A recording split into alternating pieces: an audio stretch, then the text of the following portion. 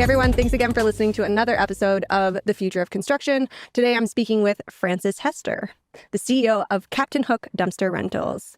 Francis, thanks so much for joining me today. Thank you very much for having me. I would first love to know how you came to be in the dumpster rental business. So I was living in Chicago with my wife and our first child, and my wife was getting her master's in Montessori certification, and we had planned to move. We were going to move out of Chicago when she was done with that program. So I looked in the Austin Statesman, and there was a fellow advertising for an office manager at Captain Hook in Austin.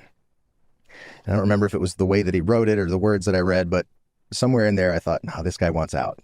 He wants out and I want in. I'd been on a garbage truck for the better part of a decade between Pittsburgh and Chicago. I wasn't satisfied, I wasn't fulfilled. So I wanted to do something entrepreneurial. So I reached out to him. Sure enough, he said, yeah, I don't have anybody to leave this thing to. I'm getting too old for this. So we just started talking. I was in Chicago. I flew down a couple times to see the operation. And I moved down here in July 1st of 2011. And we started working together, mostly butting heads. An older person and a younger person, right? The older person is very risk averse and doesn't want to grow or expand. I wanted to take the world by storm. And so you step in day one, you're the big boss. And then I had the joke that I would tell everybody, say, what do you do? And I say, well, I'm IT. And they would say, oh, you work with computers? I say, no, I'm it. I got to do the marketing, the sales, the operations. So there's nobody but me, which was neat because at the same time I was going to Concordia here for a business degree. And I got into some entrepreneurial communities. I did EO Accelerator for a couple of years. Having those people around who were either going through the same thing or who had been through the same thing to offer their support, guidance, things like that, insights was extremely helpful. But the education part was book learning, in the evenings, but then direct practical application every single day. And so what was it within you that you found this willingness to take on a business? Because I feel like that's not for everyone. When I was in the Marine Corps, when I was in waste management in Pittsburgh, when I worked at Groot in Chicago, every place that I went, knowing why can't we improve this? I see so clearly that we could be doing this better, that we could be avoiding these obstacles, I got upset customers. I know why they're upset, and just not being given any solution or any reasoning why it couldn't be done. So many people just follow the status quo, and it drives me bonkers. So I thought, if these guys can run a business and not care, of course I could do something if I'm dedicated to actually solving problems. So I want to get kind of where we are now and the value of what you guys bring and your differentiators. But I'd love to understand before we get there, just walk me through kind of the evolution of the last 13 years and what were some of the more kind of pivotal moments? Starting from now, working backward is probably better. Before late last summer, last year, at any point, if you were to look into our organization, it was chaos, firefighting, conflicting priorities, vacillation between do this, no, do that. And so the effect obviously on people is it's overwhelming, it's uncomfortable. Yeah, we don't like change. People want to win. They want to succeed. But in order to succeed, you have to know how to win and how to succeed. Mm-hmm. What am I doing? How can I do my job, whatever my role is, in the most effective and efficient way? Mm-hmm. So we didn't have the appropriate context of the system to look at. We developed last summer. As soon as we said, oh, these numbers used to be important, but this is actually what we need to focus on. The entire system calmed down. Everybody calmed down. Since late last summer, we haven't been vacillating between, now discounts, now increased price, definitely want to get this on the schedule. No, we don't have enough capacity. We have to. All that went away. Did this ladder up to fast delivery and the fact that you guys are now within 24 hours you can deliver? What we realized for our customer who is in a project environment, we started with our customer. We had general contractors and commercial construction projects in Central Texas. What's their goal? It might sound oversimplified, but the goal is to make money. Okay, how does our customer make money? Well, they've got to deliver the full scope of their project on time and under budget. So they're in a project environment. Their goal is to make money. Okay, how well does our industry actually support them in delivering the full scope of their projects on time and under budget? What we realized was my industry does not do a very good job at all.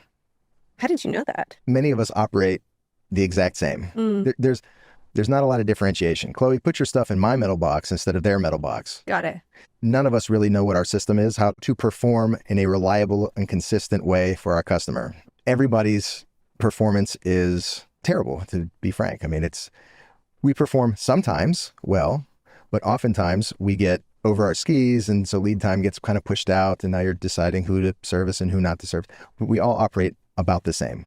And another clue is price, right? What's the best price you can give me? The assumption built into that is that everybody's the same. Everybody's performance is the exact same. The only thing you're left with is price. And so it's also very difficult to sort of innovate. Okay, how do we bring value?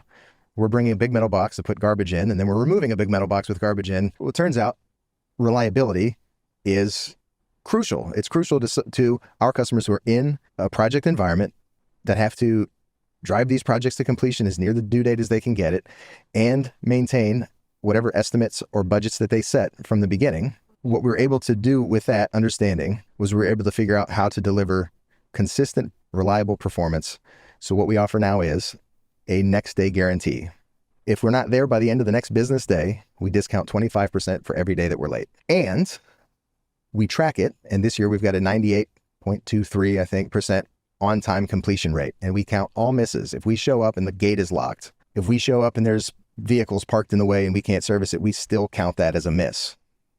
Even in spite of counting all of that, we still have a 98% reliability rating, which is why we're able to put the guarantee behind it and say, and therefore, right, if everybody's going to say we have great service, what we're saying is we have great service. And if we don't, we're going to pay for it. We're going to give you some kind of remedy for that. So interesting to me that you, after so many years in industry, have now kind of come to this concept of a unit, and as a result, been able to better forecast capacity of your business. And then from there, you go into how do we innovate on the thing that everyone looks at us for, which is pricing. And like you said, we're a metal box. You put your junk in my metal box or someone else's. And now you take a different approach of how do you build intrinsic value into that relationship. What does that tell you about like where we're headed in terms of the construction industry and taking a different lens and thinking about the customer and not just about your own bottom line? Is that a shift that's a next level shift, I guess? I would definitely say it's a next level shift. Like our ability to actually be innovative by starting with our customer's goal in mind. What we're committing to is on-demand service, meaning when you call to get service, we need to perform pretty much as soon as we possibly can, which requires an intimate understanding of what your capacity is, because guess when people call? All at the same time. Mm-hmm. We're on 160 jobs concurrently. Either nobody's calling or everybody's calling, right? So when everybody calls, we still have to have enough capacity to be able to respond in a reliable and predictable way for our customers. But if we don't put our customer's goal as the problem that we're trying to solve, and we just say, hey, these guys need dumpster service, we can provide it, how can we make the most money we possibly can out of this? You come up with a lot different solutions for that. Different ways of prioritizing customer. Well, Chloe's a big customer. We'll take care of her today. And some other folks are not that great. They're not as big. They don't give us as much revenue. So we'll wait. They can wait a couple days. I would definitely say it's next level to reason through it that way. Now that you guys have a lens and a real target, which ladders up to your customer, you have a very clear objective in front of you that everyone understands. Mm-hmm. And that organizational clarity, all of a sudden your organization goes whoop, and everyone's running in the right direction or in the same direction. Yep, everybody's rowing the same direction at the same rate. Totally. Yeah. And you can see it in the people as well. Like that's the thing that I realized in this sort of last year of leading this business is that my primary role is to provide what you're calling a lens, what I would say context.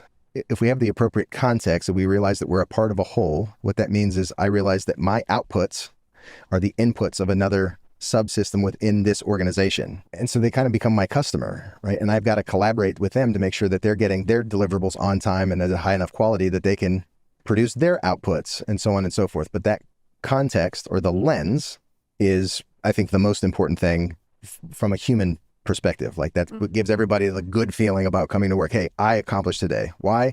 Because these and these issues came up and I was able to respond to them in a way without looking over my shoulder or knowing whether I was doing the right thing. I was able to respond to them because I know the context of this and how to collaborate with everyone else.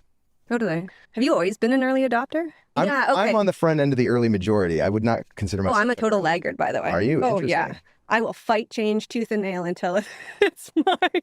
Yeah, which is surprising as a tech CEO. Right, yeah. I'm usually at the forefront of here. Well, now you're leading it, so you'd better get ready. You better get ready. I would love to talk about change too. I don't know if we're going to get to it today, but people say that people are resistant to change. Chloe, I've got a check here for $5 million. Would you say that would change your life? Probably, yeah. Would you resist that change? Probably not. No way, right? People only resist change when it's not apparent that it's what's best for them. The actual result of whatever is being promised is going to happen. That's when people resist change. Or I'm going to have to do something I don't want to do along with this thing to get the results of whatever the change is promising. Best plug, Alan Barnard created something called the pro-con cloud. I highly recommend looking that up. He's a decision scientist. He comes out of the theory of constraints world, but he spent his life helping people to communicate change, helping people to affect change, helping people to move through change in their own life. And his stuff is pretty amazing. Change in an industry like construction is incredibly painful. Yes. And in order to even be able to have that conversation, understanding why that change is so painful in an industry like this, I would say that the just adoption of change I've noticed is met with a lot more pushback. And I'd be curious from your perspective, being in industry, where is that coming from? And then those conversations can then build upon or build towards how we actually change our operations or think about how we work together. Specifically in the construction industry, I think there's a tremendous depth of experience and of institutional knowledge, right? The way things are done today are not too unlike the way that they've always been done. So here's how the pro-con cloud works. Yeah, let's do it. There's change versus don't change, okay? You have to acknowledge that there are pros and cons on each side, right? There are pros, there are positives to not changing. It's worked like this, for the last 75 years. We're still profitable. We're still safe. There's also cons to not changing, which are, okay, there's a lot of technology that is coming in really fast. None of us can digest it all, right? Or even understand the world that we're moving into with quantum computing, with artificial intelligence, with and all the things that those bring, improved materials, improved tools, improved processes. If we don't change, right, all that's going to catch up with us. Mm-hmm. So the story is, Chloe is at the base of a mountain, and I'm pointing to the top of the mountain. I'm saying, hey, see that pot of gold at the top of the mountain? That represents all the benefits of change. Mm. And Chloe says, yeah, but I got to get up the mountain, right? What if I fall? What if I hurt myself? Mm-hmm. So there's a pot of gold and there's a pair of crutches, okay? That represents the negatives, the downside, the risk, the effort of changing. Mm-hmm. And there's a lagoon and there's a beautiful mermaid there and it's Chloe's best friend. And Chloe doesn't want to leave her best friend, right? She wants to stay with her best friend. That represents the pros of not changing, of remaining at the base of the mountain. Also in that lagoon, there are great big alligators and the alligators are coming to munch on you if you don't get out of there. Mm-hmm. Once you lay out all of the pros and all of the cons, that's the story to help you remember it. There are a number of solutions that you can explore. If I change, I don't have to worry about the negatives of not changing. That's gone. Mm-hmm. But I have to address the risks, the effort inherent in making this change and minimize those to the best of my ability. And I would love if I could bring over some of the positives, if it's possible to bring over some of the positives of not changing. Like, I don't want to lose this in this. Like, I have this now. Mm. Yes, that looks better, but I really don't want to lose this. One option, one solution is change. The same thing goes for not changing. Is there a way of bringing over the positives of not changing? Is there a way of bringing over the positives of changing?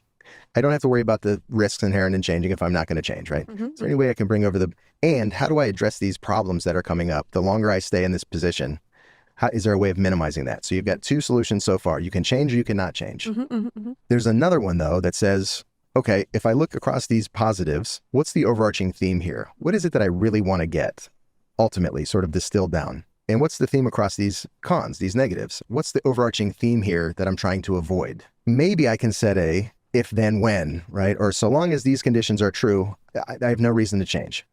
I'll stay here. Mm-hmm. But as soon as this triggering event happens, as soon as this happens, it's time to make a change. Mm-hmm.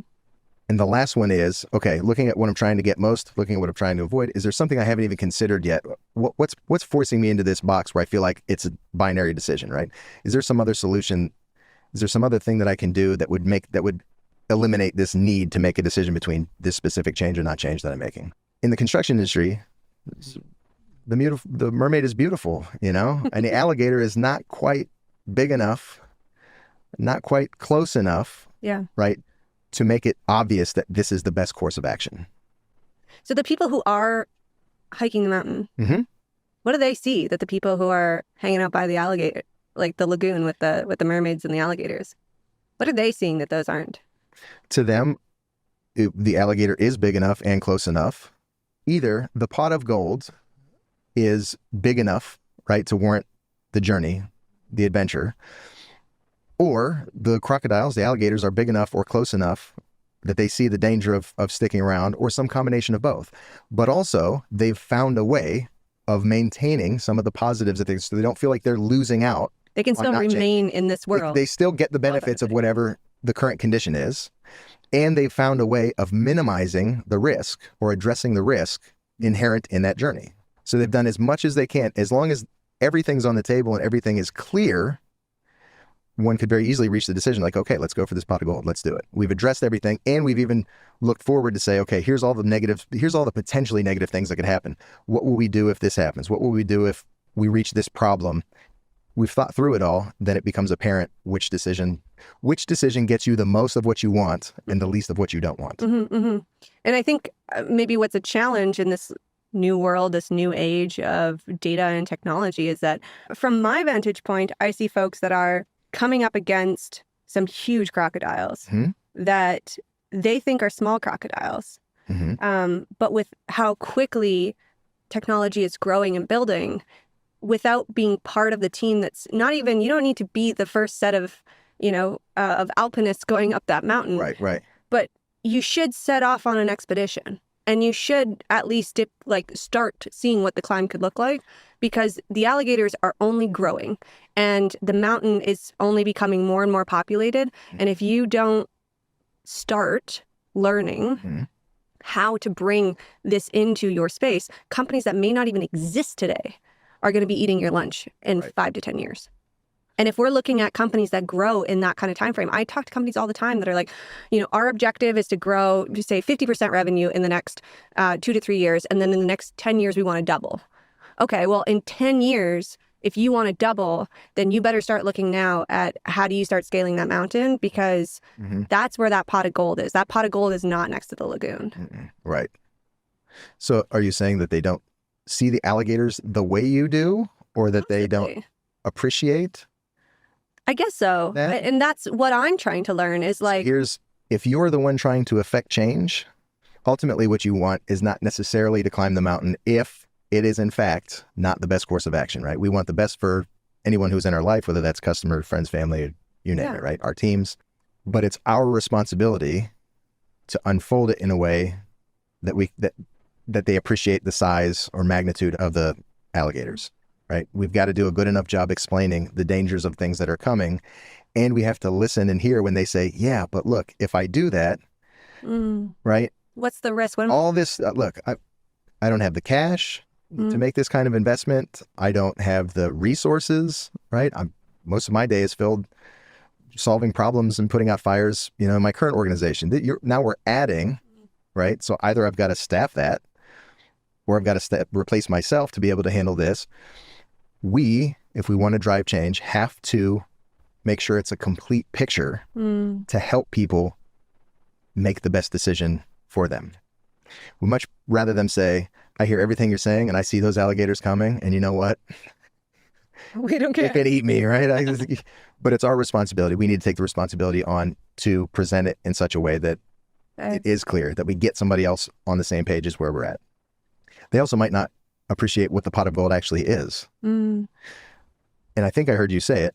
One of the alligators could be you're no longer relevant or have a business, right? And the pot of gold is you can grow at an extraordinary rate if you climb the mountain. It's on us to make the case for all those.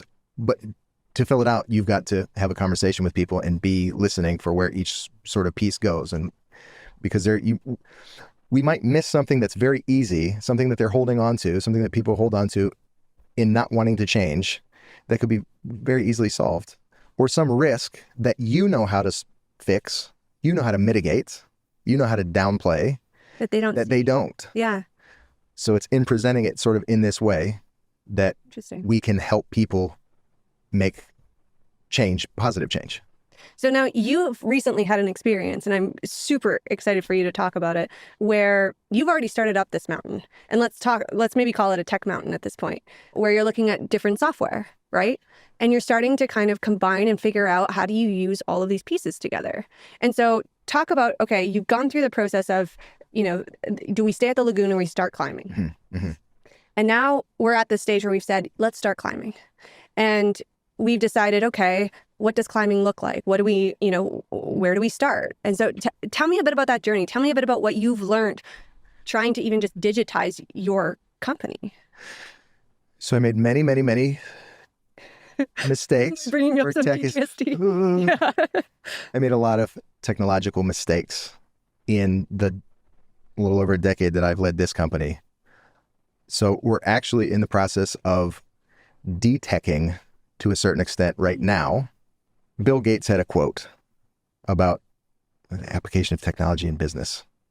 Automation applied to an efficient process will magnify its efficiency. And the inverse is also true. Automation applied to an inefficient process will magnify its inefficiency. And I think he was using efficiency synonymously with effectiveness. Peter Drucker had made the best distinction between the two by saying there's a difference between doing things right and doing the right thing. We talked about increasing the efficiency of sales when operations is already, the two are disjointed, they're not coordinated, they're not synchronized, and perhaps there's not the ability to increase operational capacity at the moment, right? Mm-hmm. Doing the right thing is making sure that we get a full context of what our system is supposed to be outputting, and making sure all the teams within it are facilitating that and synchronized and coordinated. Doing things right would be, hey, we're losing a lot of prospects are slipping through the cracks here. We're losing a lot of opportunity, it appears as though we're leaving money on the table. So let's increase our efficiency. But now you get in a situation where sales team can't hit their numbers because operations team can't perform. Operations team is driven crazy, constantly switching priorities and constant just overload every day. And the customers get less and less in terms of value, on-time deliveries and quality, right? There's a difference between doing things right and doing the right thing. And that's where wisdom comes in. Are we doing the right thing? Instead of everybody trying to become more and more and more efficient, here's what else he said I loved so much. He said, if you're doing the wrong thing and you find a mistake in the way that you're doing it and you fix that mistake, that improvement makes you more wrong. Because you're not thinking about it holistically. Because you need to re-examine the objective before you start to, and I think that's what Bill Gates was saying. Hey, before you start to use technology as a leverage point, make sure that the objective is clearly defined and the right one. Let's make sure that we're structured well and everybody has the context within which to make these kind of decisions. And now let's apply. So in our business, to bring it full circle, I went through a number of different software packages, and the two things that I see that mistakes that I made was first and foremost looking for the right thing in the software. Somebody built this software. They probably built it off of a lot of customer feedback, right? They built this.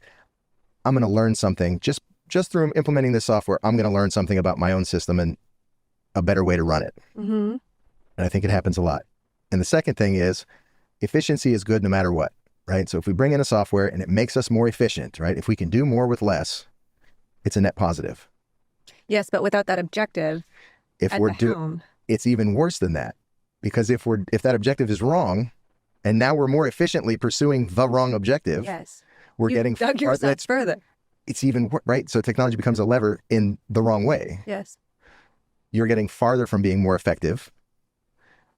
You're efficient, no doubt about it. But your team is in disarray. It's chaos. There's firefighting. Everybody's at each other's necks, and the customers don't get value. So. And I also think that's why a lot of technology implementations fail, is because the reason we were applying technology in the first place wasn't the right one to begin with. I see that a lot, by the way. I think that comes from, if we get this data and we do all these things, right, it's going to transform the way we operate. That's backward. We're operating this way I need access to this kind of data and this kind of information to give me this kind of knowledge, to give me this understanding, because that will help me do it. How can I get that? Would be the right way. And I think that needs to be emphasized because I don't think people think that way. Right. I think I didn't. I haven't. I only started recently. Fair enough. And I mean, like, as a first-time founder, first-time CEO, I'm still learning that, right? I'm still learning that, okay, we are this today. Mm-hmm. We want to be this tomorrow, but we've done the work to come up with at least where we want to go and what we want to look like. And then how do we take the technology to support the path to getting there? Right. Instead of saying, oh, that looks cool. That's right. Let's plug that in. Or even saying, here's bringing the sales and operations team. If we look at the sales team in an isolated way, again, hey, we're losing prospects. Some of these things our close rate isn't where we want it to be. Right? If we're just looking at the sales piece, mm-hmm. What's a technology that could help us improve sales? I made a decision to move from an industry-specific software to Salesforce mm-hmm. because the Chloe that I sold to wasn't the Chloe that I serviced, wasn't the Chloe that I invoiced. Mm-hmm. So wouldn't it be great if I had one database, one Chloe in my system, mm-hmm. so that, that's an obvious improvement, right? Okay, well, that wasn't our problem to begin with. So we embarked on that transition, and it took 5 years and a tremendous amount of money. And in the end, guess what? It wasn't the right problem to solve. There wasn't a problem with having 3 different Chloes. There wasn't even a problem with those things talking to each other, right? My problem at the time was I didn't know what my capacity was or whether or not we were full or not. I didn't realize that we were committing to on-demand service. And what that meant is everybody's going to call or nobody's going to call. So when nobody calls, freak out and say, well, we got to do something to get people to call. Mm-hmm. And when people do call, I said, oh my God, we got to either increase capacity or find some kind of way to handle all this. That was the problem. That was the problem at the time, not having a single database. And so I spent all that time, energy, and attention and effort focused on trying to solve a non-existent problem. My objective was wrong. We got there. I got one Chloe in the system now and everything, and we eventually got a smooth process working out of it, mm-hmm. but it didn't grow the company. It didn't give us the level of stability that we have today. Mm-hmm. So yeah, efficiency, effectiveness. We want to be effective and know that the thing that we're doing is the right thing to be doing and find ways to plug in the technology to support that. And not just rely that the technology is coming with a point of view that you Technology is going to tell us, right? Yeah. Because look, these people are smart. They've taken a lot of feedback from customers. They know, they obviously know it's going to give us some insight, mm-hmm. right, into what we should be doing or a way we should be looking at this. So the next thought I have is, okay, so how do we do the heavy lifting? How do we find the right thing to do before we apply technology strictly to be more efficient? And it's systems thinking. I was going to ask, how does this make you think now? It's systems thinking. There's a whole body of knowledge out there called the theory of constraints. Most of it, or at least the foundational pieces of it, were published in Ellie Goldrat's 1984 book, The Goal. Mm. Since then, the theory of constraints community has grown to an enormous... Alan Barnard comes out of the theory of constraints community. People in the theory of constraints world who help guide folks to learn how to have that holistic approach, how to find the right thing to do, and how to communicate it, right, to the rest of the team, and how to break it into bite-sized enough pieces to actually understand it. Do the heavy lifting first. Think of it in terms of, here's my system, here's the expected output. What is the expected or what's the current output? If something wrong, we got a gap. Now, how do we find where the problem is? Is it that I don't have all these disjointed systems, or is it something much more simple? I don't have a sales team. Mm. I have a sales team, but I don't have effective marketing backing them. I have a wonderful sales team. My operations are in disarray. Mm-hmm. How do we find the actual problem to solve? And that's, I would point to systems thinking to. Awesome. Well, hey, thank you so much, Francis, for taking the time. Thank you I really very much. appreciate it. Yeah, I had a blast. If there's any way that our listeners can follow up with you or learn more about Captain Hook, how can they do so? www.captainhookaustin.com. Our number's on the page. Give us a call anytime. Perfect. All right. Thanks so much. Bye.